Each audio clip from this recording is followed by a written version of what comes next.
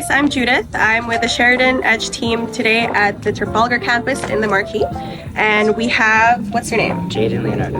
Jaden Leonardo right here.